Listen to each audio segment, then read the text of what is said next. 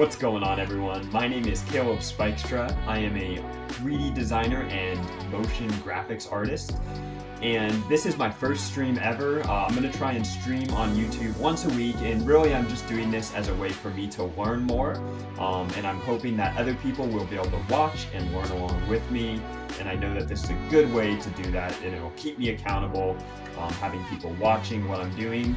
So today, I'm going to model a mechanical keyboard, and I believe I'm going to try and split this into two different videos. For this week, I'm just going to do the modeling of the keyboard, and then next week, I'm going to UV unwrap the keyboard. I'm going to do materials, textures, and we're going to render everything.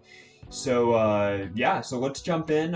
Thank you everyone for joining, and I hope that you stick with me through these videos. All right. So we're here in Cinema 4D, and today we're going to model a mechanical keyboard, and I have some reference images that I'll pull up here. So yeah, I just took some pictures of my mechanical keyboard. I apologize the dust and the mess in it, but yeah, this is basically what we're going for.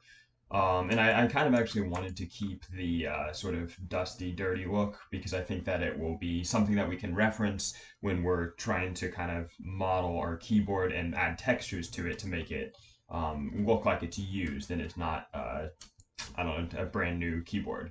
So this is kind of what we're going for. As you can see, we're going to have these raised keys with the backlit sort of look, which I'm excited to try and get that look. And yeah, let's go into Cinema and let's try and get this going. So first here in Cinema, I'm going to model the keys. So for modeling the keys, as we can see in our reference image, they kind of have this taper to them. So there's one of two ways that we could do this. We could take a cube and then we could add a taper modifier to it and fit that to parent. And then add the strength, and we can get this sort of taper look to our key.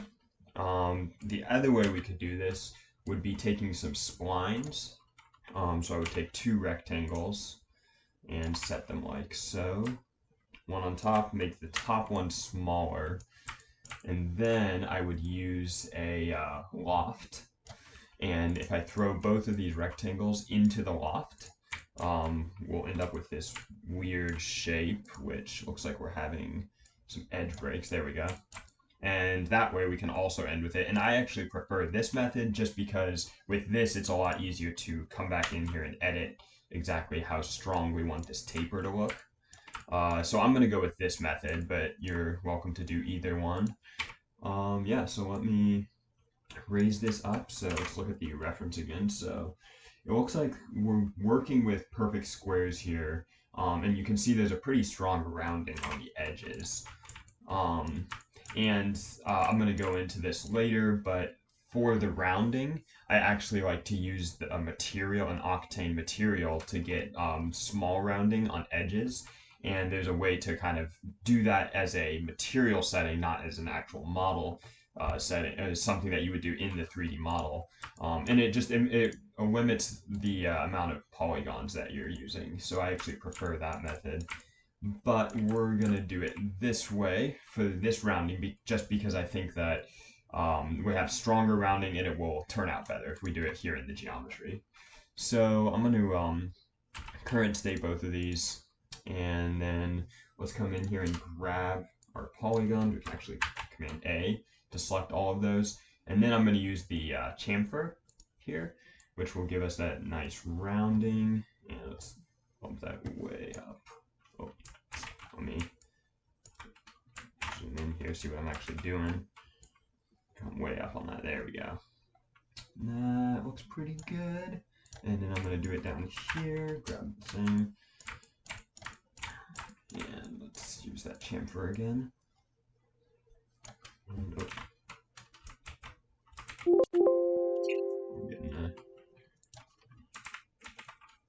Alright, let's try that again. There it is. Yeah, so I'm thinking somewhere in there. Yeah, I'm liking that look. Let's see. Well, maybe a little strong. Let's pull that back a little bit.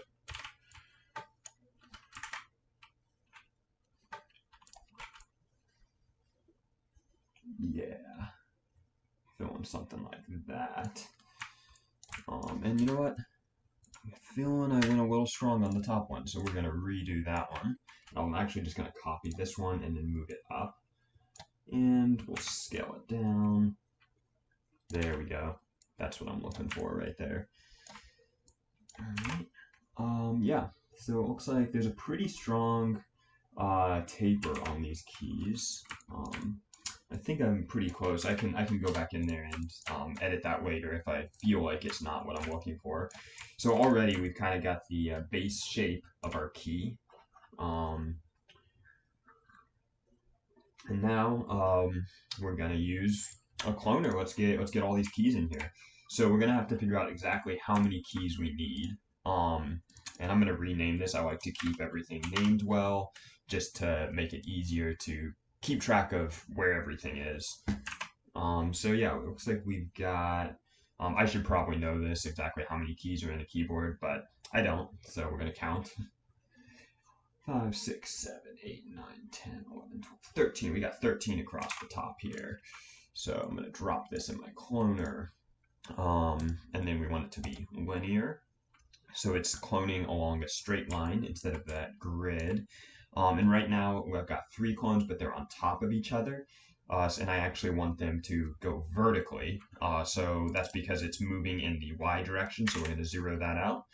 And we want to go, not that direction, we want the Z direction. And we'll just go with 100, maybe let's go 500. There we go. And bring these out. So we got 10 here. What did I say? I said how many and I forgot. 4, 5, 6, 7, 8, 9, 10, 11, 12, 13. It was 13. 13. Okay. So we've got our keys there. And I think I want to actually bring these in a little bit. So I'm going to bring them down to, let's go 450. And that's looking pretty good. It looks like the keys are almost touching at the base actually. So I'm gonna even bring them closer. Let's even go 425 here. Yeah, I'm liking that. So yeah, we've got our first row of keys right here. Yeah. Okay, so then we're gonna need to do our our backspace key up at the top. So I'm gonna grab one of these keys here, and I'm pulling it out of the cloner, so it'll be a separate key now. And let's bring that over here. All right, so we've got this guy in here. I'm gonna try and get it close. It's not gonna be perfect, but that's all right. And I'm gonna have to grab all my points on the right side here. So I'm gonna go from above there. Make sure I got that. There we go. So we're in the top view now. And I'm going to pull this over to get that long key. And I keep looking down at my keyboard because I'm using the keyboard here, so it's easier for me to look at exactly what size I'm going for. But it looks like it's basically the size of 2 keys in width. And I can test that, see how close I am just by bringing it over. It looks like I'm pretty close. So we will keep that there. All right, cool. So it looks like we've kind of got our first row of keys going here. Something else I wanted to add, just so that we can have a little more detail in our model, is I actually want to add the switches underneath. So we can see the switches down here, and we probably should have done this before even going into the cloning, but we can do it now. So I'm going to go into my key, and actually let's go to the original key here, and I can solo it. So I'm going to let's see. It's not actually doing what I wanted it to. Well, I'll just kill the cloner for now. So we got the key alone here. So I'm gonna come into my key here, and underneath here, underneath the cap. So we could even extrude this in to kind of make it a hollow cap. That might be more detail than we actually need. So I'm just going to add sort of this cube shape down here. And yeah, look at that. That's looking great. And let's scale that. Yeah, that looks pretty close. I'm going to current state that. And then let's go to the Polygon Selection and grab just that bottom polygon. And I'm going to pull it up so it's about where I'm looking for. And just to clean things up, because I get kind of OCD about this stuff, I'm going to come inside here and make sure I got my key selected. Oh, I'm way too close in there. Let me hide real quick. There we go. And I'm going to grab this top one and bring that down. Unhide that. Bring it down to the bottom of that key there. Right there. That looks good. Okay. So yeah, so we got this sort of thing. And honestly, I think it needs to be a little smaller. So I'm going to just grab these axes and scale it in just like so. Okay. Now, let's grab the bottom polygon here. And so it kind of goes down, and then we got sort of this, it extrudes out on the edges there. So I'm going to actually pull this down like so, and loop select, which is UL, to get that loop select. And let's grab just that loop there. And then I'm going to do extrude out, which is MT. So we'll go MT to grab, oh, lost that, MT. And let's extrude that out so we end up with that sort of base there on the key. And let's see, that's looking pretty good. Maybe I'll bring it in a little bit, so we'll scale that back in some. There. I'm liking that. It's looking good. Cool, cool. Okay, and so then you can see we have a lot more detail in here, and we could model all of that detail out. I could come in here and I could add sort of that second level, because there's sort of like this transparent material, and then inside of that there's the plastic, and we could model two separate ones and create like the transparent material.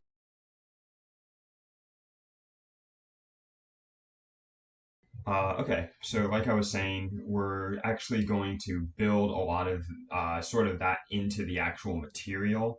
I think it'll just save a lot of time, and also just the poly counts. We want to keep the poly counts lower just to speed up our renders. So I'm going to actually probably I might do a little. I'm looking at this now. I might add a little bit more detail in here. So we've got, you can see we've sort of got this like bevel right in here, and I think I'll add that in. And then I might add in this sort of bottom area here. So we've got sort of that extruded thing that we already created, and then below that we've got even more plastic that's sort of base where the key switch is connected with the base of the keyboard. So I am going to come in here and do some of that. So I'm actually going to use I think I'll use a Boolean for this. So let's name this key switch. And I'm going to pull up a Boolean, and we'll drop our key switch into that Boolean. And here I'm going to grab a few more cubes. I end up just modeling with cubes. Cubes are just the base for everything. So as you'll see, we're going to have a lot of cubes in this model. So yeah, I'm going to extrude that out. And this is basically just going to be getting that little edge there. And I do think that like this is obviously like pretty detailed, and it's going to be down below, but I think that's going to be hard to get in our material, getting sort of that little indentation there. So yeah, I'm going to try and get it in the model here. So I'm going to pull this down. That's looking pretty good. It's looking pretty good. Okay, so then we're going to need it. It looks like it's on all four sides. It's hard to tell. Actually, I can look at my own keyboard, and yeah, it's looking like, so yeah, it's on all four sides there. So I'm going to actually group this. So drop that in a null, which is just Alt-G. And I'm going to take my cube and I'm going to duplicate it and move it over to this other side. And there are more efficient ways to do some of this. I'm sure I'm not doing things the most efficient way possible. but I'm doing it the way that I do it. And if you have a better idea, it's not what I wanted, then yeah, you can let me know that there's something that I'm messing up, but this is how I'm doing it. Okay, so then we'll drop one on this side. I actually want to rotate that because I changed the scale. So we're going to rotate 90. Bring that in. Again, it's not going to be perfect, and that's all right. Nothing in life is perfect. Center that up. And one more on this side. Look at that. Those bevels, that's gonna be great. Or those indentions, whatever you want to call them. Detail. It's all about that detail. Cool. Okay, so then let's get this sort of this base area here right underneath. We got part of that plastic coming up. And I'm actually, so that is technically part of the base of the keyboard. But I am, it's part of this, but I'm actually going to, I'm just going to add it in into the key because it's going to be hard to line those up just right. So let's just add it in here. Let's just add it here. So let's get another cube. Another cube in here. Like I said, I love my cubes. And scale that down. Bring it back up. Okay. We might have to actually do a little bit of beveling. Like I said, I try to do the beveling in the actual material in Octane with the edge rounding. But I think for some of it, I do like to put some of it directly into the geometry just to get a little more detail in there. Scale that down because it's pretty tight. It's pretty small. Yeah, there we go. Okay, so then we have this like in cut right here. So I'm gonna probably just Boolean that out. And let's just grab our same Boolean here. I'm gonna duplicate that Boolean, bring this, we'll call it the key base. Key base. Bring the key base in here. Add that dash, don't forget the dash. And I'm only gonna need 2 cubes. Let's see, I wanna get these 2. Wait, we wanna get the first 2 that we made because they'll be directly across from each other.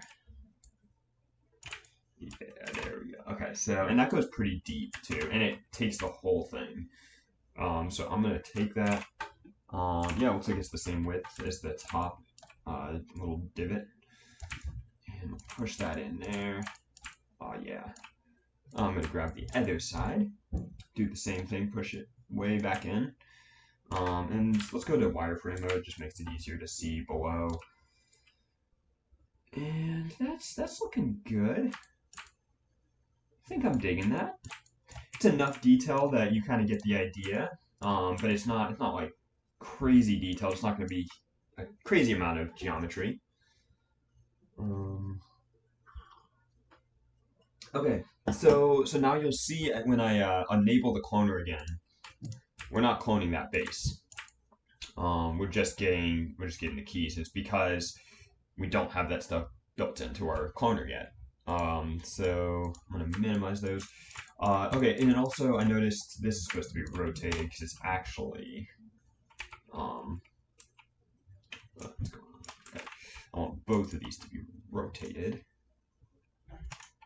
90 degrees. There we go. So now we got this sort of inset pointing forward, which is what it's supposed to be doing. Okay, so I wanna name these once more. So this is our key base. So the key base, and this one is our key switch. Key switch, and believe me, it's definitely worth naming everything. I've had so many projects that I had to come back to. I thought I was done with it, and I knew what everything was at the time, and I came back to it like a month later, and couldn't figure out anything because I hadn't named anything. So it took me twice as long to come in and figure out what every single little thing was in there. And it's worth it. It's just worth naming everything really well so that you can find things. And I'm probably going to be hypocritical about that. I'll probably forget, and yeah, that'll probably happen, but oh well. Okay. So, okay, and then yeah, what do we want to call this? Let's see. Key, and then we'll go row 1. This is the first row. Sweet. Okay, so then we want to group all of this because we want these switches to also be cloned. And as you can see, because we don't have them grouped right now, they're all under the cloner, but it's putting them as individual things here. So it's like cloning the 3 of them over and over in that pattern. So I'm going to Alt-G to group that. And look at that. We've got all of our keys all lined up, looking real good. Awesome. Okay, so we've got this enter key, which, oh, am I still on solo? There we go. Okay, I was soloed. That makes sense. Okay, so we got our, our backspace key. So I want to also add a base to that. So I'm gonna have to come back in here and grab my switch and my base and duplicate those by holding Command, pull them out, and then let's group Alt-G. Group all those, and our key switch and base are all the way over here, so I need to drag them over to this side. And I'm gonna go side view. Let's see, I want to go to this side. Yeah, and we can actually see perfectly right in the middle of the key, so I'll line that up, and that's pretty good. Okay, cool. There's our first row of keys. So it took us a while to get to this point, but it should go a lot faster after this.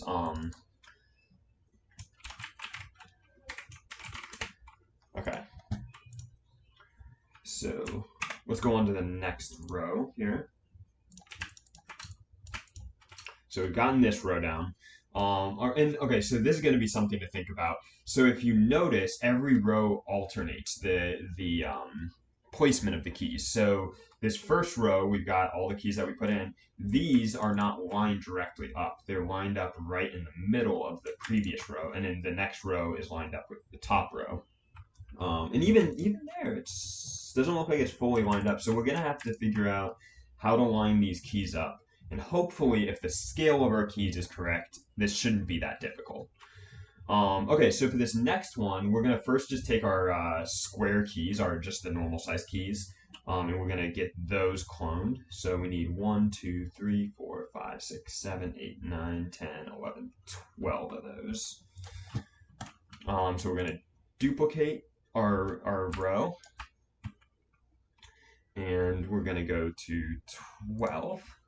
We just got 12 on this one. I'm gonna pull it down. The distance looks like it's pretty similar from the vertical distance, that horizontal distance. So it's pretty like gridded out. So that's looking good right there. So we got that row. And yeah, so I'm gonna push these in. Oh, and let me before I forget, I'm just going to group, because we got this key in this row, group it all. Row 1. Boom. Make that easy. Easy to keep track of. Okay, so then yeah, make sure this is row 2. Row 2. Okay, so we've got all these keys. And it looks like this one's right between the basically our second and third key on the previous row. So I'm going to move it over right in between there. Let's go to the top view. Yeah, right in between there. It's looking pretty close. Okay, cool. So we got our second row of keys here. But as you notice, we'll have a space on the right and the left for our tab. Yeah, we got these 2 keys on these sides. And our backslash over here. So let's take our backspace key here. We're gonna duplicate that one, bring it down, and let's grab these boys, bring them over, and then so if you notice, all the keys line up perfectly on the right and the left sides. So it's going to actually be pretty easy to figure out the scale of this key because we just need to line it right up with that. Bring it over to our row, right there. And then I just need to scale it back. So I'm going to go back into my point mode. And because we made our keys not using a taper, this is actually much easier. This is why I wanted to do it this way, because it's a lot easier this way. I'll go to my selection tool here, and I'll go to the, let's see. Yeah, it looks like I have actually all the right points already selected. So pull these back, and look at how easy that is. It automatically scales. We keep that sort of center point.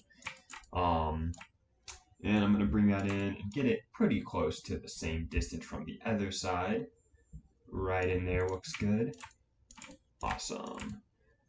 Oh, okay, so then here's something else we got to think about.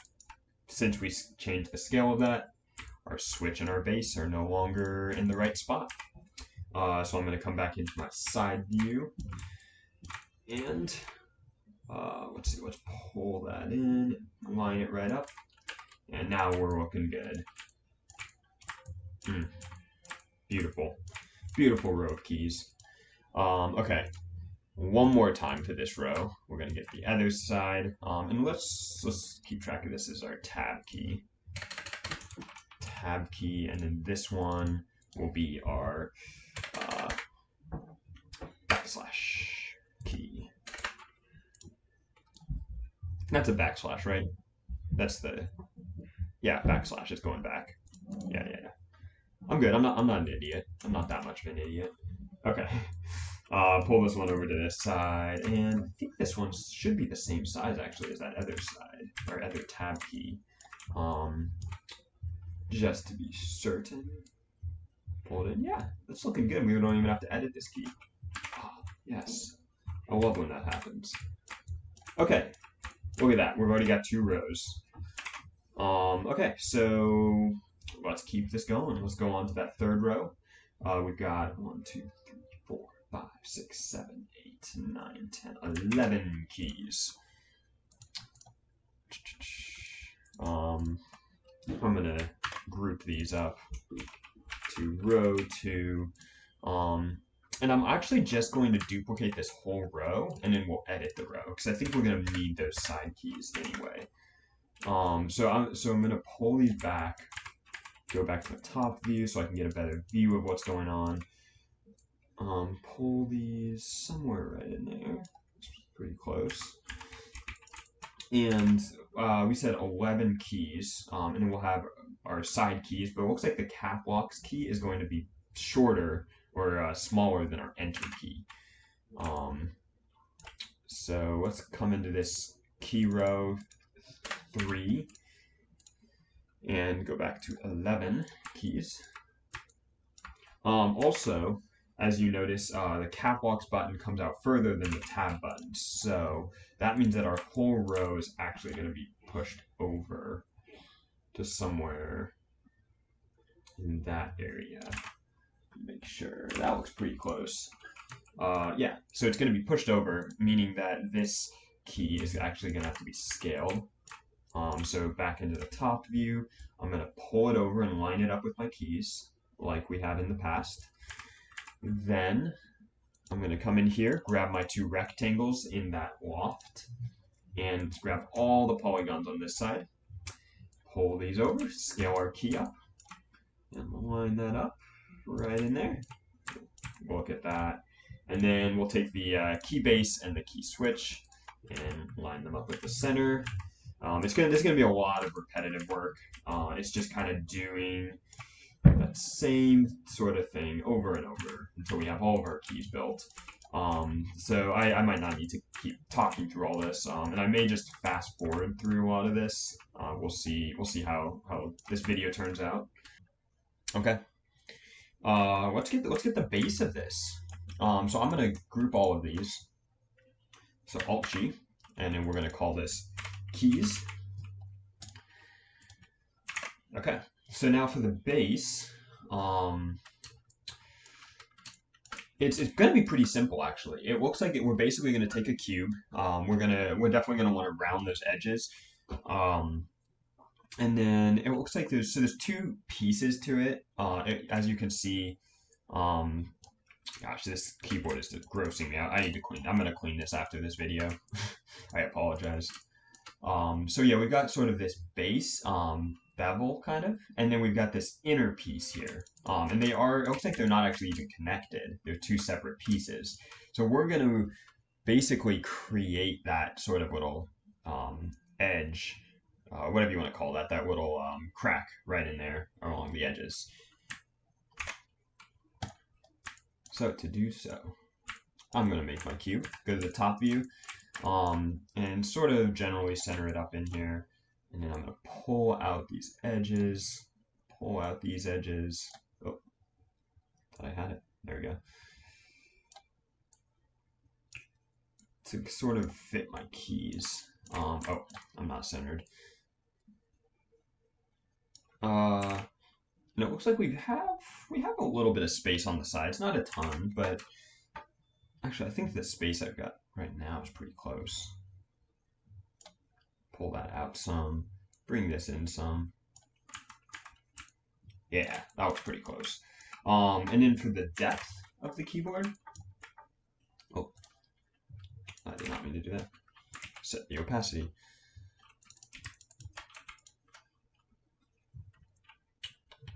Sorry about that. Okay. For the depth of the keyboard, it's looking like it's not terribly deep.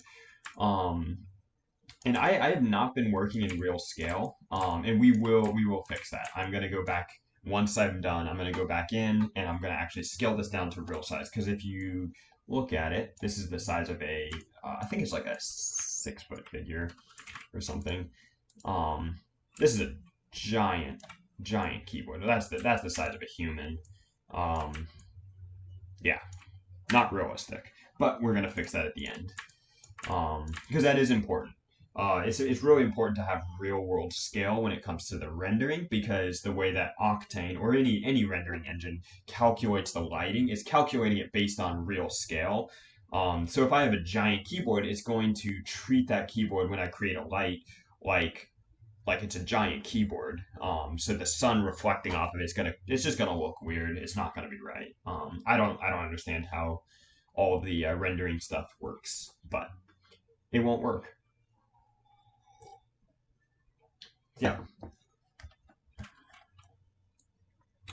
I'm gonna drag this down.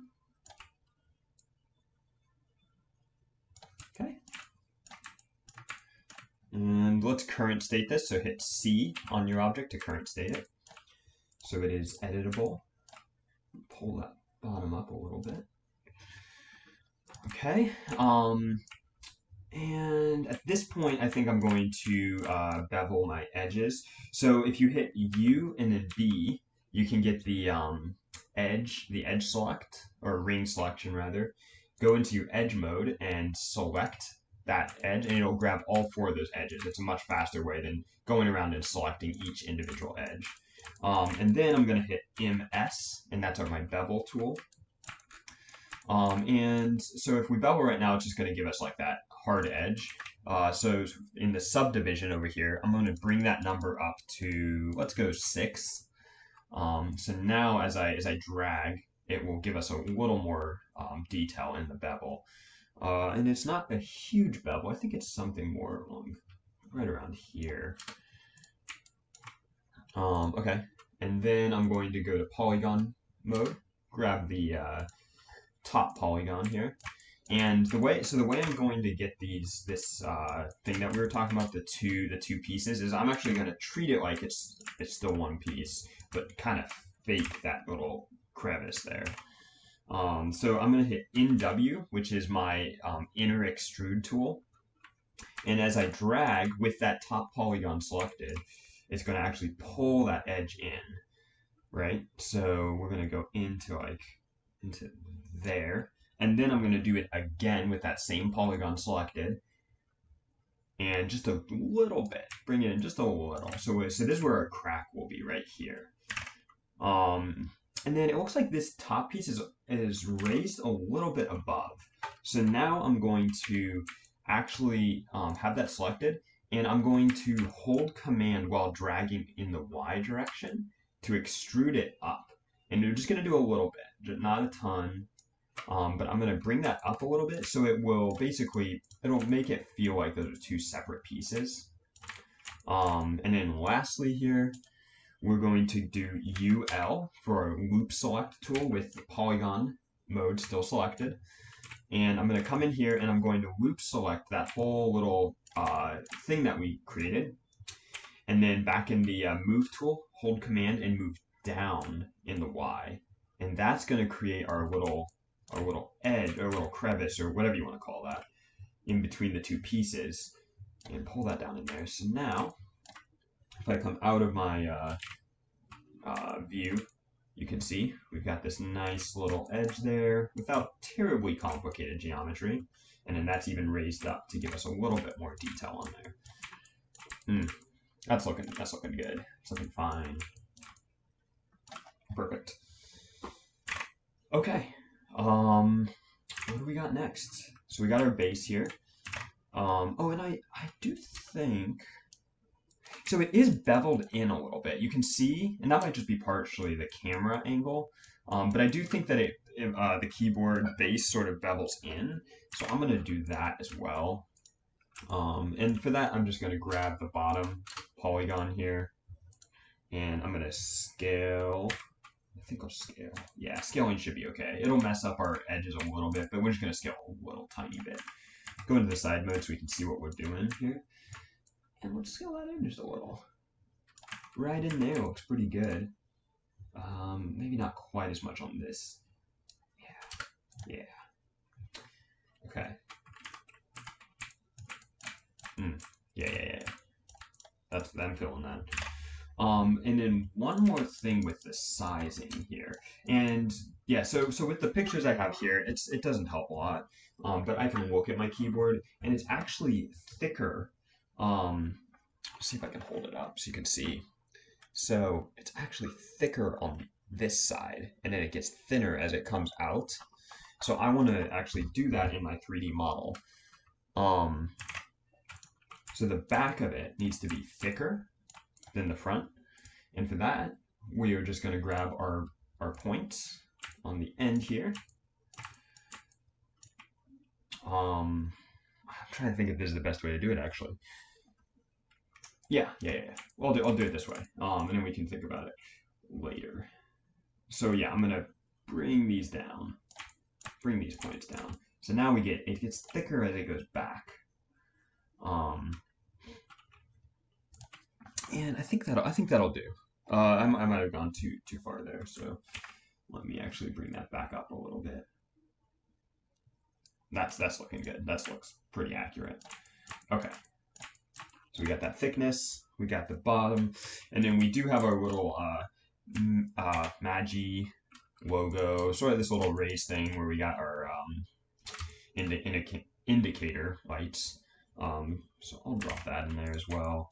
And I'm going to do that as a separate piece. So bring a cube, created a cube.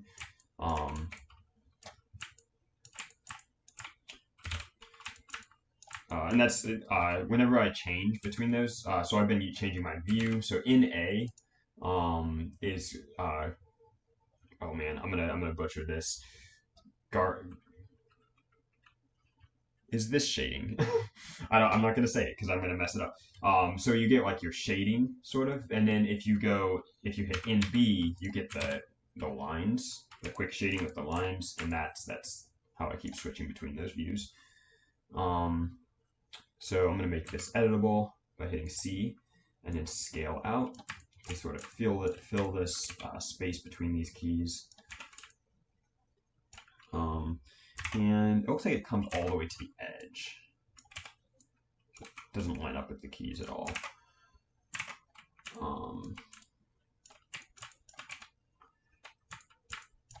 Okay. Bring it up. Okay. It's not quite right there. That's where I want it. Grab the polygon tool, grab the top here, and then bring it down because it doesn't come up that far. It only comes up like maybe a third, quarter of the keys. So up to like, honestly, just here. I'm looking at it on my keyboard. Okay, so then we do have this weird sort of, it kind of like comes in a little bit like this, and it looks like it's beveled pretty strong. So I'm going to pull this edge in, so we get kind of that, and then we want to pull these two corners in as well. So I'm going to grab both of these edges, the corners here, and scale that down. So we get that kind of strange looking shape. It's looking pretty weird over there. I'm going to have to fix that. And then I'm going to, this might work, and then we're going to bevel these edges. So MS to bevel. I have those edges selected in edge mode. And oof, we don't want that many, we don't need that much detail, so I'm going to bring it down to 3 subdivisions. Bevel that. And then to fix this issue, because it's looking kind of weird, I'm going to grab both of these edges and scale them together. There we go. That'll smooth that out some. I think I beveled far too strong. Let's go. I'm going to go back. Come back into these. Bevel a little weaker. Right in there is good. Okay. Redo this work. Oh yeah. Okay. Okay. It's a little thin. It's a little thin. So I'm gonna scale this up. I think it's okay that I'm scaling up that bevel there. I think it'll work. And again, it doesn't need to be perfect. It doesn't have to be a complete accurate representation. Oh, and the other thing too is it's hard for you to see from my reference, but it does like kind of come straight up. It like extrudes up first, so it's kind of more like this sort of a shape. Yeah.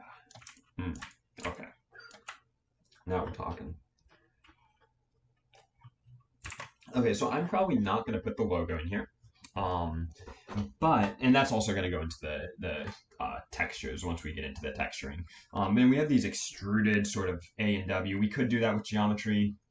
I might not even add that to the final model, but if we do that, I would actually prefer to use displacement for that, or use a normal map to add that in instead of adding the geometry, because I could. So what we could do if we were trying to model it is we would basically take that cube, make an extruded cube up from here, and then we would grab the Mo text thing, and then we would put like the A, what is it, like an A and a W in there, and extrude that up. We could do all of that, but I think that's just going to add a lot of unnecessary geometry that I don't want to get into, so we're not going to add that. Okay, so we have our base finished now. Let's name these. So this is going to be keyboard base, and then this will be our well, I'm just going to parent it underneath there and then call it the logo extrusion. And that's pretty much the top of our keyboard. We will have the chord, and we can add that in. Okay, I should have gotten a picture of the bottom, because we're gonna have to do the bottom now. And I am going to actually, I'm gonna get some reference images of the bottom, and I will be right back on this. All right, we're back. Okay, so I got a reference image for the bottom of my keyboard. So here's what it looks like. We've got these this sort of design down here. We got these legs that come out.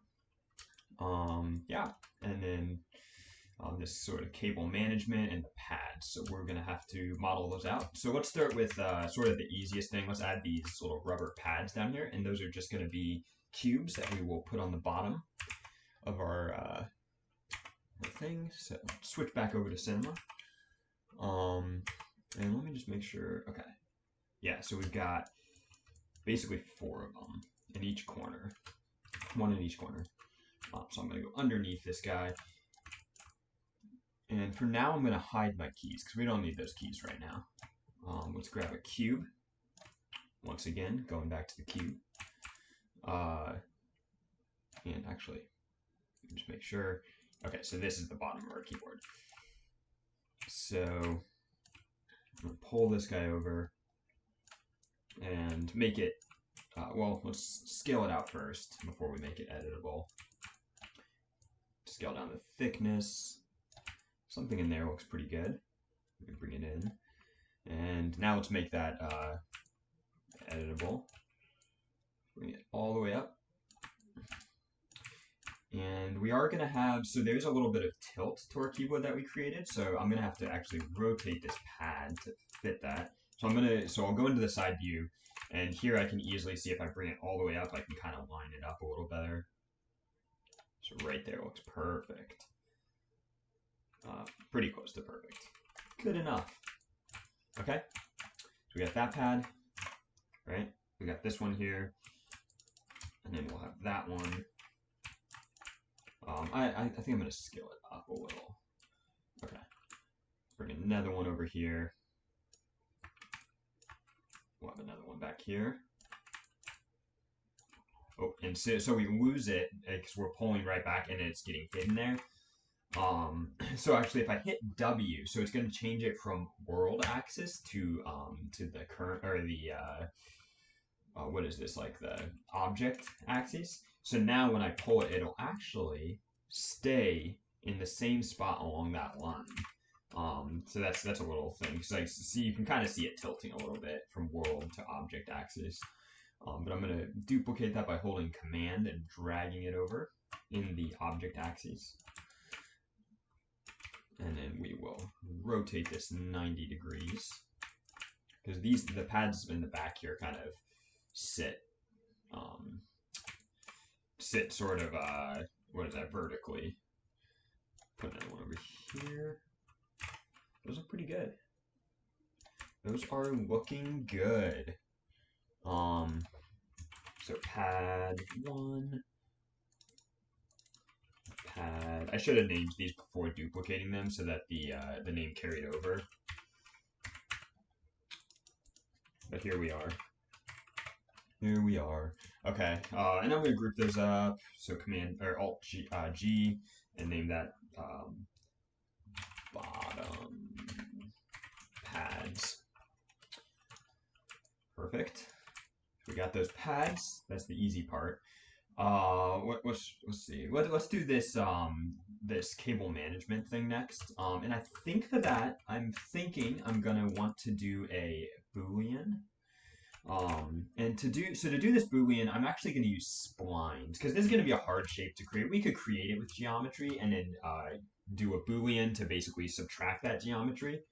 But I think if I use splines, I can actually get the shape much easier. So right now, my default is the top view here, and I actually want it to be the bottom so I can see what I'm working on from the right angle. So I'm going to go, let's see, I have to remember where to do this. Cameras. I'm going to go into cameras, and right now top is selected, so we're going to go to bottom. So now we're in our bottom view. So it's going to be in the back here, which I think, did I do the pads wrong? I think I might have done the pads wrong here. No, I did it right. This is the back of our keyboard, right back here.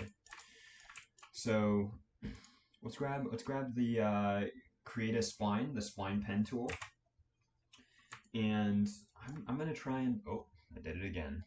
I keep moving between Figma and Cinema, and then I'm messing up my shortcuts. Okay. Yeah, so we're gonna want to get this sort of curve in there, and then I'm also gonna use symmetry because it's the same from right here where the cable kind of comes out to here. It's exactly the same on both sides. So symmetry will make this a lot easier. So I'll add the symmetry later once I have my shape. So this is gonna come in to like here. I'm just gonna get a rough shape for now. And I'm actually probably going to use the chamfer, so I don't even need to create my curves. So that's going to come in. We want that to come in much further, actually, because I'm doing the outside of that shape first.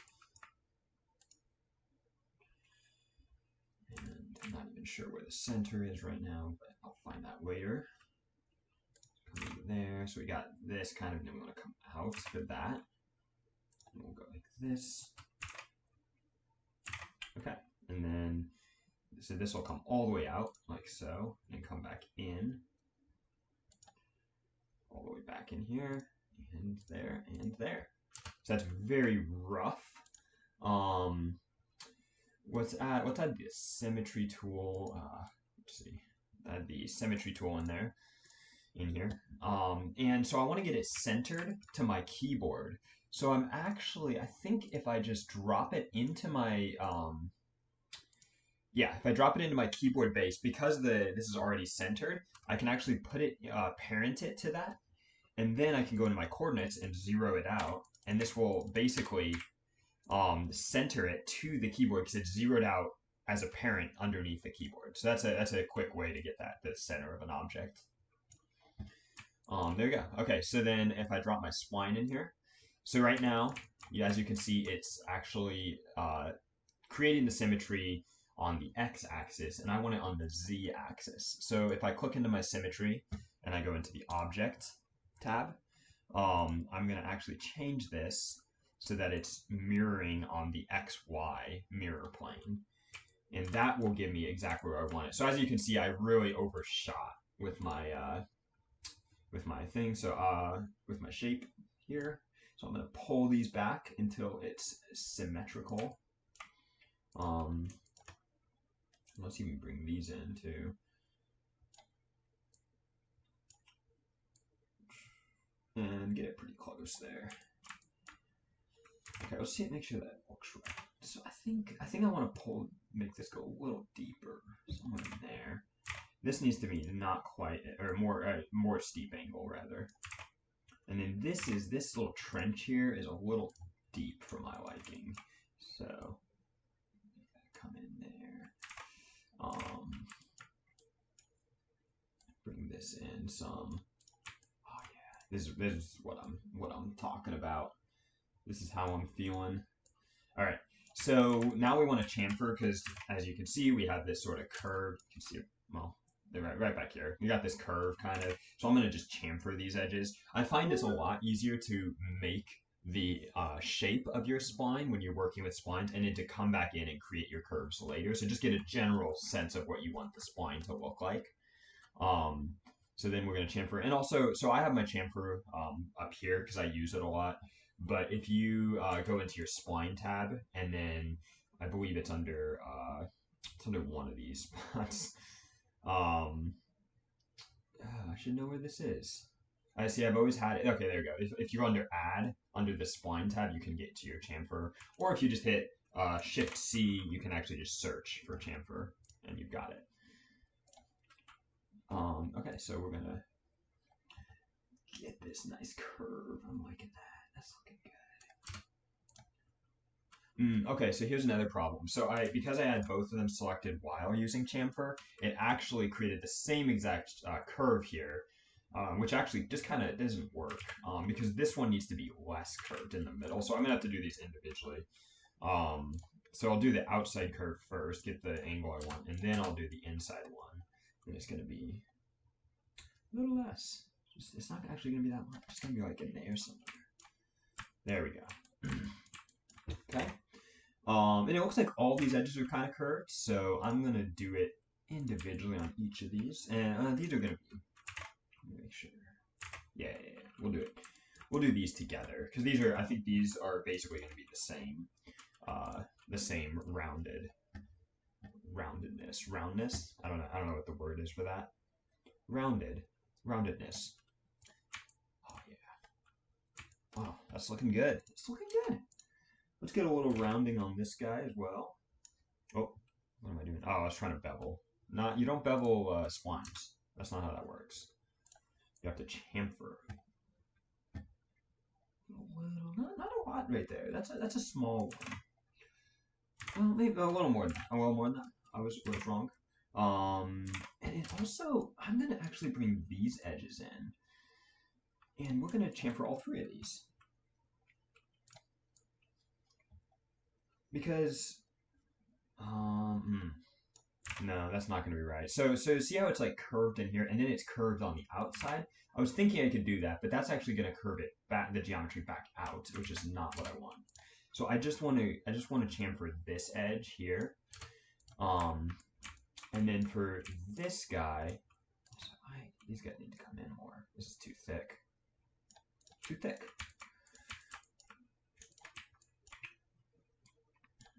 For this guy, I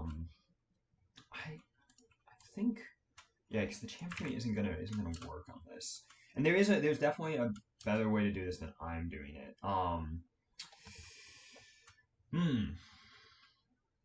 We want to basically do a backwards chamfer, so we want this to come out like curved out. So I mean I can kind of cheat this, which is usually how I do things. So I'm gonna do something. Let's see. I'm gonna go to create point. Grab this, and I'll just dock it up there for now. Okay, so I'm gonna actually create a point right here. Pull this guy out. And again, this is probably not the most efficient way to do this, but it's the way I'm doing it. And then chamfer like that, like so. That'll kind of that gets the idea across. Cool. That's looking good. That's looking like what I want it to look like. Make sure, yeah, so we don't have that there. I think that's all we need. So I also, right now you can see we're not, like, these are two separate shapes with the symmetry. So we actually want to bring the tolerance, because the tolerance is determining where the points will weld. And I want to bring that up. So I'm going to bring it up. I think, honestly, it should be good enough right here, right? How high do I need to go? I think it's probably doing it right now. It's hard to tell.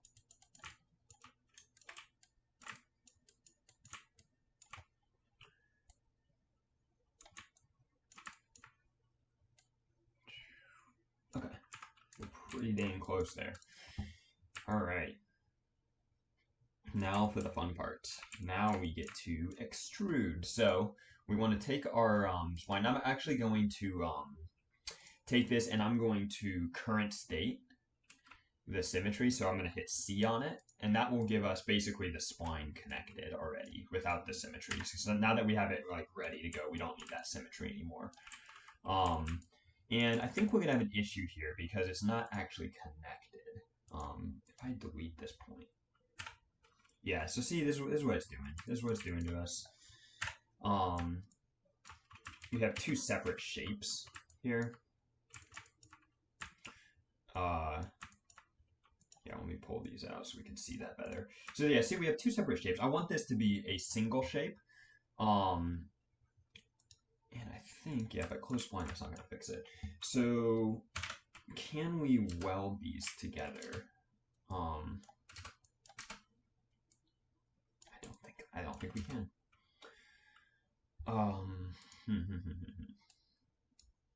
Once again, this is something I probably should have figured out before going into this. Well,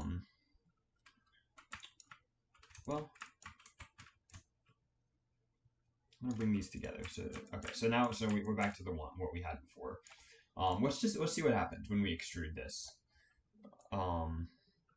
I'm gonna put the spline, parent it to an extrude, so that we end up with like actual geometry from that spline. And then we want to, let's see, oh man, I'm losing it. I'm trying to figure out what's going on here. So we got our spline. We've got it parented to the extrude. And it looks like it's not doing anything. Am I doing this wrong? I'm probably doing this wrong already. Because yeah, definitely the spline goes inside the extrude. We're getting geometry. It's just not offsetting. I'm trying to figure out what I'm doing wrong here.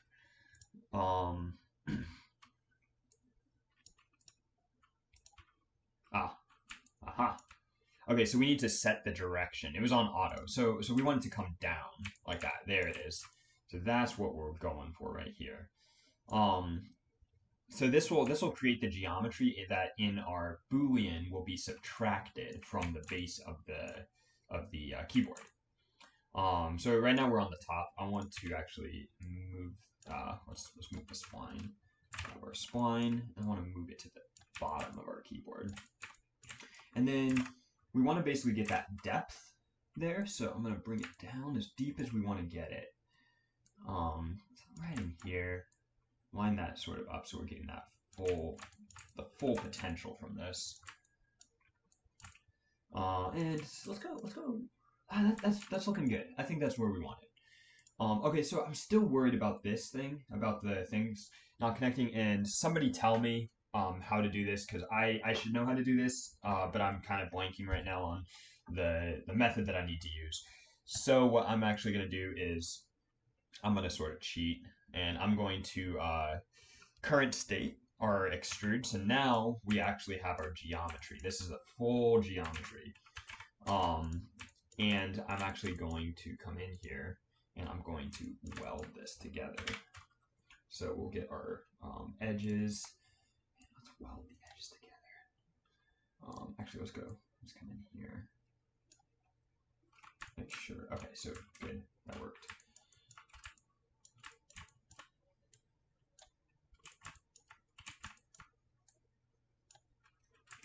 And just making sure. I'm doing this to make sure that I don't have double geometry going on. Yep, looks like I'm good. Okay, so this is now one full shape. Perfect. Get rid of those. We don't need those. All right. After that, did I go into solo? What was? There we go. Oh. Okay. So, what we're gonna do now is we are gonna grab our Boolean.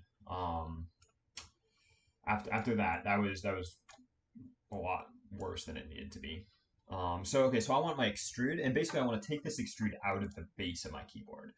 So I'm actually gonna pull this guy out for now, and let's drop this guy in here. See, we're getting that problem. That's what I was afraid of. We're getting this like extra geometry there, which I don't want. Let me see. I'm gonna solo this again. I'm gonna probably cut a lot of this out so that you guys don't have to watch me struggle.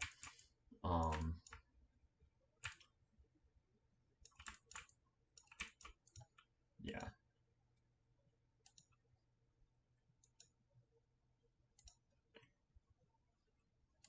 Okay. Yeah. I'm gonna figure this out, and then I'll be right back. Okay. So I figured it out. It was really stupid. So when we used this symmetry and I basically welded those pieces together and then current stated the object, what happened was I ended up with some hidden geometry right in here in my extrude. So I actually just came in here, deleted these edges that were inside the geometry that we didn't need. And now when I drop it in my Boolean and put it in the right spot, we don't have that problem anymore. And we get our beautiful cutout. Okay. So now that we got the cutout, we're gonna need cutouts for these little leg pieces here. And those are gonna be pretty simple, I think. I'm just gonna throw some cubes in here for that. And I'm actually gonna put these in the same Boolean. So we're gonna drop these in here. The thing with Booleans is you can only have two objects in a Boolean. So right now, it'll basically take the top two. So right now it's just subtracting our cube geometry from the keyboard base, and we're not getting the extrude that we created being subtracted anymore. So I'm going to add these things together, select these together, and then Alt-G to group them. And now, because these are grouped as one object, it will be able to subtract the single object. So this shape is, I'm going to current state that so I can kind of manipulate the geometry. I'm going to scale it up, definitely scale down, it's much too big. And I think it needs to be a little wider, maybe not quite that much.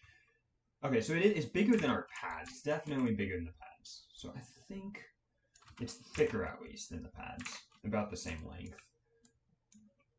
I'm thinking somewhere in that range is pretty good. And it looks like it's lined up right before the curve here of our cable management.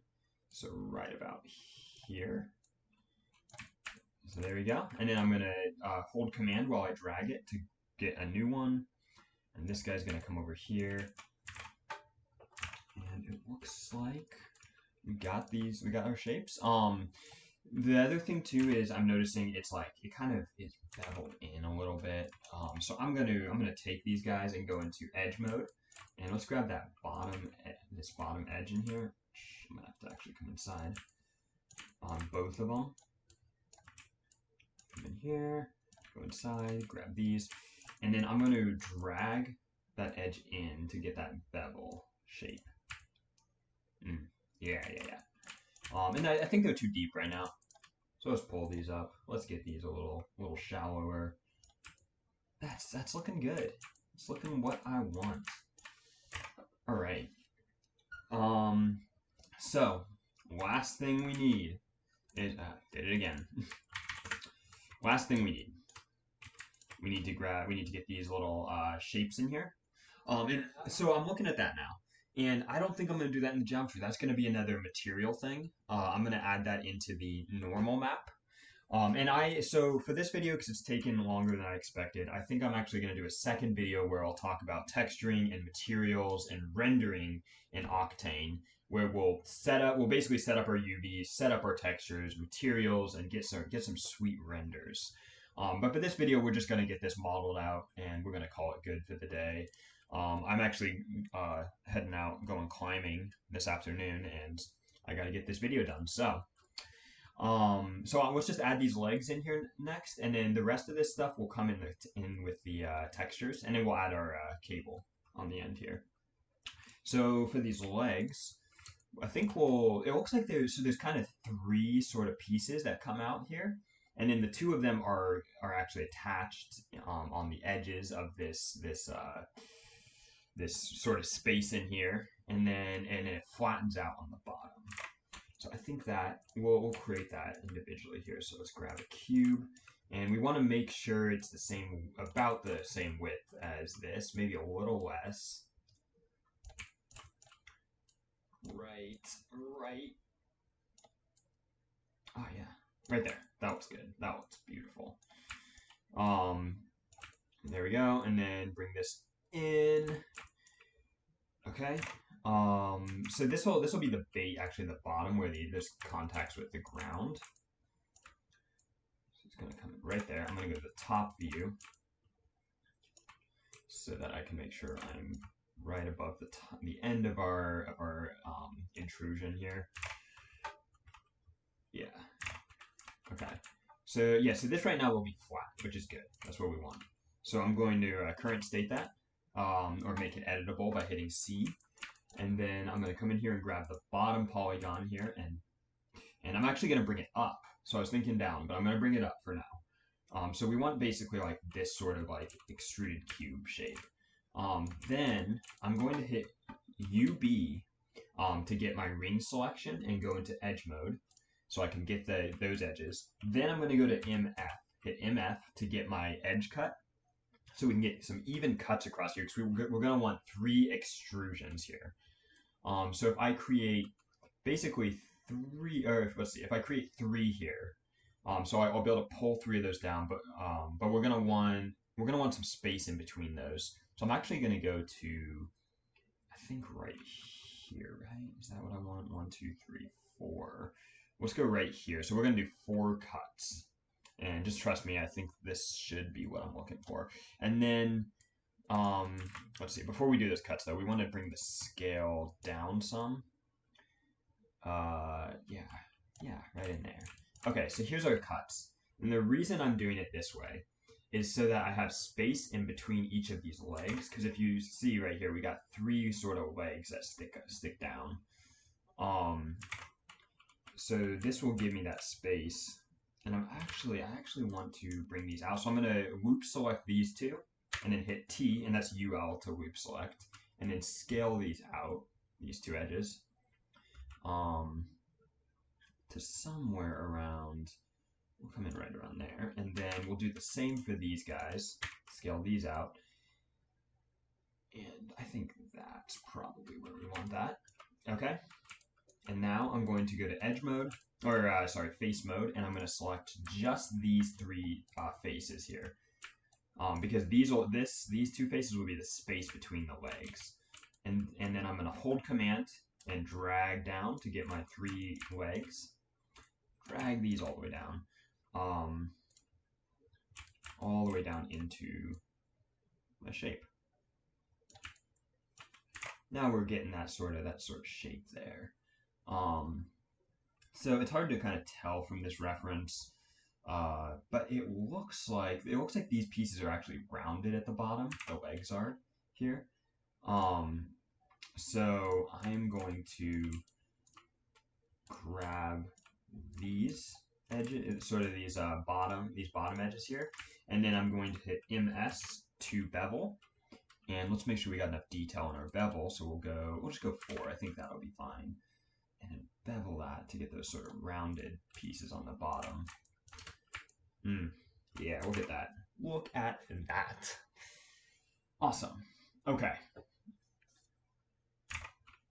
Now, it looks like, if I'm not mistaken, I keep hitting solo over here, by the way, just to kind of make it easier to see what I'm doing. I could solo it, so if I have an object selected and I hit this solo here, the solo viewport, then it will hide everything else except for the object, and then if I hit this again, it shows everything up again.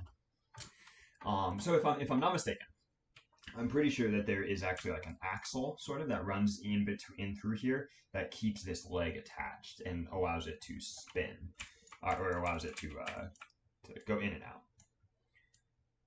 So let's create that. Let's create that little axis. So we're going to rotate it so it's flat with this. Bring it in here, and then I want to height segments. I want it to just be 1. We don't need that. This isn't super important. It's going to be small. You're not even going to see this. So we'll just go down to 12 rotational segments. And then the radius needs to be tiny. And the height needs to be brought up. So we want to be able to see it right in between these cracks. Which looks like we're getting that detail. I'm going to bring that down, center it in here. Yeah. There we go. Okay, and yeah, I haven't been great about naming stuff in here, so let's go back in here real quick, and we'll call this the leg holes, for lack of a better name. Leg holes, leg hole 1, and then we'll call the other one leg hole 2, and then I'll call this the cable hole. How about that? That works. Holes. And then this will be the keyboard word body. This is one of the legs, and then the leg hinge.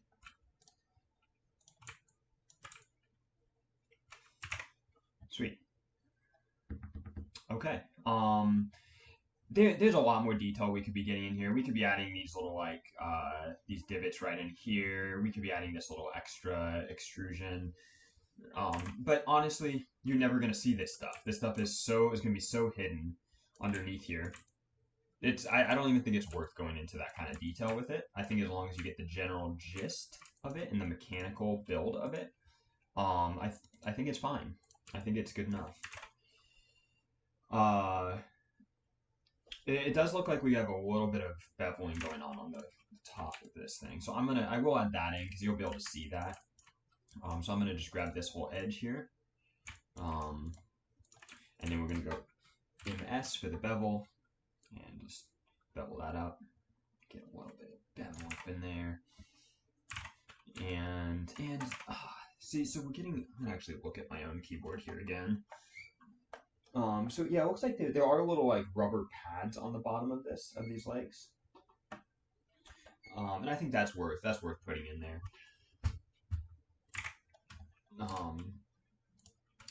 So the little rubber pads, I beveled that way too much. Got over ambitious. Do a little bit less. There we go. So those rubber pads are, I'm just gonna create, because they're the same idea as these. They're the same kind of thing. But I'm going to inner extrude with MW, bring that in, and then I'm going to hold command and drag down to extrude that out for our little rubber pads. And I'm thinking that's looking good. That's looking where I want it to be. One more detail. Sorry, I just keep going on these, and this is the problem. Like, you need to know when to stop, when it's no longer even worth it. And it really depends on like what kind of shots you're going to be getting with this. So if you're going for like a lot of like close-up product shots, then this might actually be really important to get this kind of detail. So it really depends on your application, and you need to just know at what point it's no longer worth getting that extra detail. So yeah, I'm actually, because I noticed these two legs actually stick out further than that middle one, so I'm going to extrude this edge out. Yeah, and then I'm going to drag. Let's see. Can I do that easily without breaking my geometry? I think so. If I go, so you loop select. It's gonna be a pain, isn't it? That's okay. We'll call it good. We don't need to extrude that out. Perfect. So we got our legs in here now.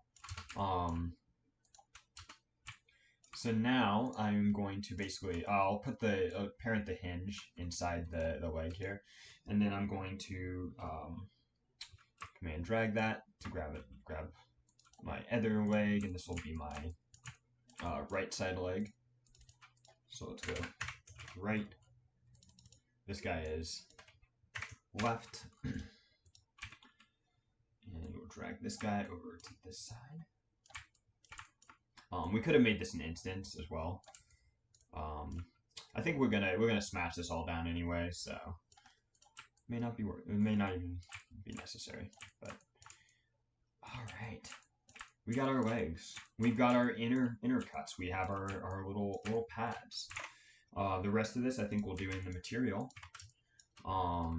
The only other detail I could see before we go on to the cable would be adding these little pieces that kind of hold the cable in place. And I feel like that might be worth it. So we'll add those in. It looks like we have basically one set there, 2, 3, and then we'll have that on both sides.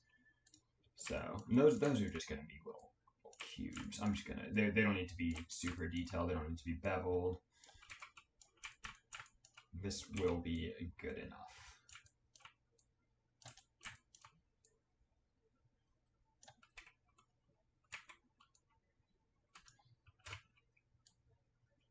Oh, there it is. that was dangerous. Oh, yeah. Okay. Sick.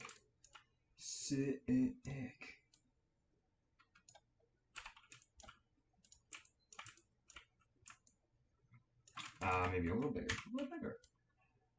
I'm feeling. We just want the. Yeah. Okay. There we go. I'm gonna command drag that to the other side. And then let's group these. So Alt G.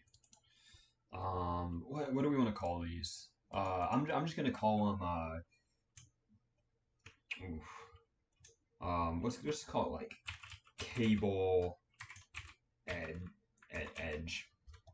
That works.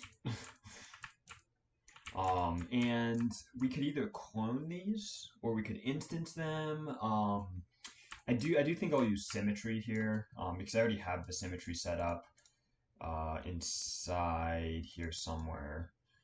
Oh, I guess we flattened that, didn't we? Well, we will create a new symmetry then. And I always have to remind myself where the symmetry is. Okay, and I'm gonna put the symmetry inside the base here, the keyboard body, or I guess keyboard base is where we want it, and then we'll zero out those coordinates to get the center. Bring it back out. So now we got that center piece. Let's add our cable edges. So now, oh, and we got to make sure our mode is in the was it the XZ, I think? No, it was in the XY plane, mirror plane. So now we have it on both sides there. And then I'll take that guy and then I'll instance him. And this will also go inside there. And then drag this one over to here, and then I'm going to command drag to copy that to put a third one here. These have to also, it's the same thing that I had mentioned with the Boolean. You're going to have to group everything that you want to be applied to your modifier. So right now we have the symmetry, and it's only going to copy the top thing there. So if I group it, it will copy everything inside that group, and it will create a symmetry for all of it. Oh, look at that. It kind of looks like the trench in Star Wars. We got that like Star Wars trench coming in here. And yeah. Anyway. Sweet. All right. Now for the cable. That sweet cable. I think I'm gonna make the depth here of our trench sort of thing deeper. For the just so the cable fits in here better. So I'm gonna bring it down some, maybe not crazy, but just a little. Feel better about that. I want to scale it up. These are a little small. They do stick out more. You can see them a little better than I have them now. And this is the cool thing with the instances is that like normally I'd have to go in and change all of these cubes, but because we instanced our little cable edges, I can just come in here, change these. Scale them up to like 155. Bring these in, and it does it to all of them. So that is the power of using instances, which I probably could be better at. Okay, so now our cable, and this is going to be an easy thing. This will be quick. We'll get this done fast. So we got our key. I'm going to unhide the keys now so we can see our full model here. So we got our keys. We got our little logo extension piece here. We've got our bottom pads. We've got the keyboard body, the legs. These could have been symmetry. In fact, I think we still can. If I drop this in here, I should be able to delete that. Ooh, that's a problem. So, okay, here's the problem here. So our symmetry should put it exactly, should center our pieces on the center of the keyboard. And when I dropped my leg into the symmetry, it's this side is right, but this side isn't, meaning that our little cutout is not exactly centered. So that actually helps us because now we can make sure that we have this the correct way. So that was inside our Boolean. It's going to be one of these leg holes. Yeah, so that leg hole was not centered. So that's good to know. Again, we could have been using symmetry on a lot more than we did, and that probably would have sped things up. All right, the cable. And then we're done. We're done with the modeling. And then next week we can move on to doing materials and the rest of our good work here. So we basically, it just kind of comes out of here and it just goes straight out. It can actually move along these trenches here to come out from the right or left, which is a cool feature. We'll just have it come straight out the back. So the way I'm going to do this, and this is the way you should always do cables. You could create a cylinder, and you could use a few like bend modifiers and twists and things like that to kind of like twist your cable using a cylinder. But I think the way you should always do cable sort of things is you need to use splines, and because splines are much easier to edit and easier to work with. So we're going to start our spline here. We're going to come right out the hole here. And I think I'll just go straight up. But I am going to give it a little bend here, a little bit of that curve, so that when I come out here, do another curve out like this, and then we'll just kind of have it end over here. And like we could model out the whole thing, add like the USB plug at the end. But I think I'm just going to do this for now and have it cut off right there, because that won't ever show up in my render. So we got the path of our spline, but we also, we want to bring it down. But we also are going to need the thickness, the radius of the spline. So that I'm going to use a circle. And I'm going to scale it down to generally where I want it for now, and then we can come in and fix that. Then I'm going to create a sweep right in here, and we'll parent the circle and the spline to that sweep to get our cable. And you have to make sure they're in the right order. It's important with sweeps that they're in the right order, where your radius or your the shape that you want to be extruding will be first, and then the path along which it's extruded will go second. So if I do it the other way, we'll end up with this crazy like halo sort of shape. So we want it in like that. Now this is a big old cable, super thick. It's a thick boy. I'm gonna bring that down, and I'm already seeing a problem with our little cutout here. That's see that maybe it does need to be a little thicker. I'm looking at the proportions here, and that honestly is probably about how thick it is.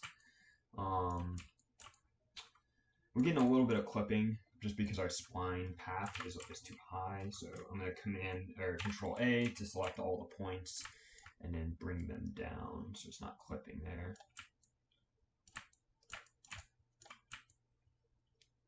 Look at that. We got ourselves a cable. Pull that in. Yeah, and so this is what I was talking about. This trench needs to be much deeper.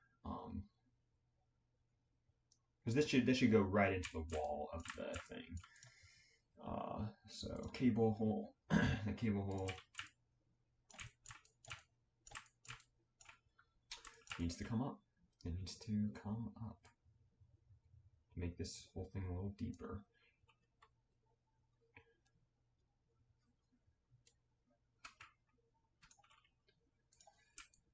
Okay.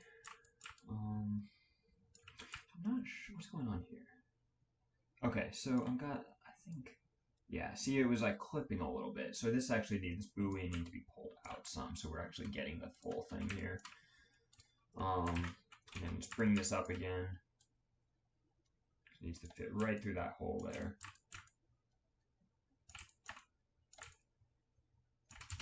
Now we are cooking with fire. Maybe you can get a little thinner to kind of fit our space better. Yeah, so see, I have some problems here because I didn't do this right, and this is what I get. So I want to get this curve here, but I don't want to. If I go too far, then I end up I lose that cutoff right there. So right in there is where I need it. Even still. Oh, that's not good. That's not what we want. Okay, and then so this is also supposed to be tight against the cable because it holds the cable in place. You can see right here. It looks like we do have some of those little block pieces in there. I can't remember what I called them even. See, that's a problem. It shouldn't be the cable edges. Cable edge. So I actually want to grab a cable edge, just a single cable edge here, and put it in here. It needs to be inside my. Oh, it is. Symmetry. Ah, I see what's going on. I dragged this into the symmetry, but I did not group it. So that leg needs to be in there so that everything is being symmetrized. Okay. And then my cable hole here, I'm gonna try and pull this in a little bit. So I'm just gonna go into the face select, and we'll select just these guys.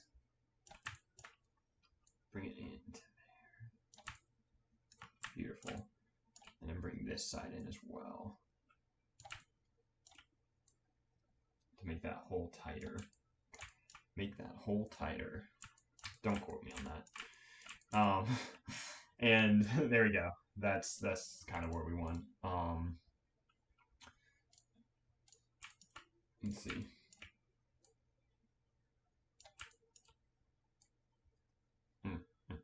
Yep.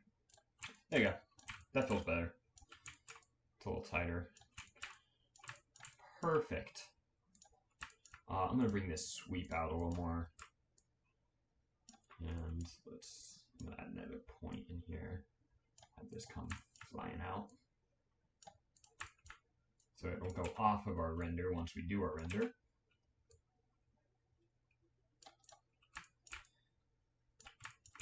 And am I missing anything? So we got our base, we got our keys, we got our little switches going on.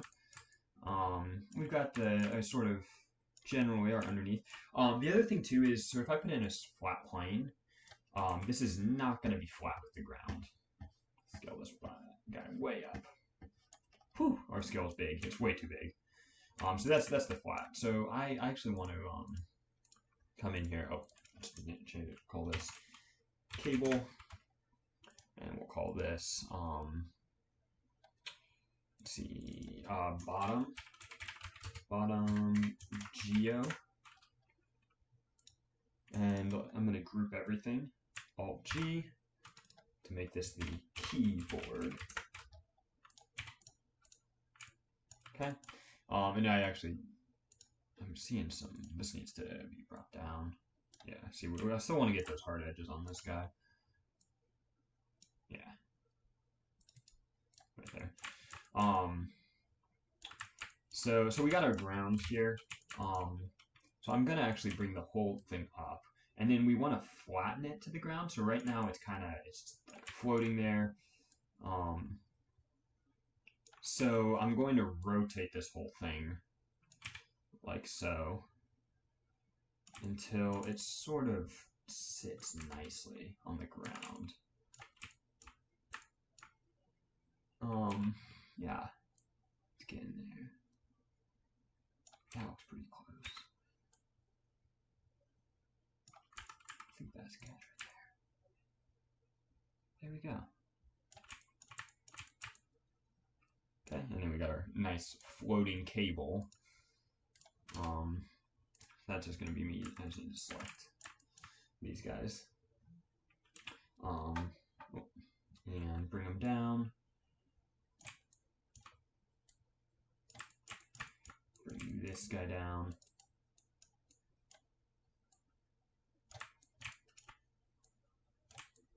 I'll have to change the rotation on this. Make it work.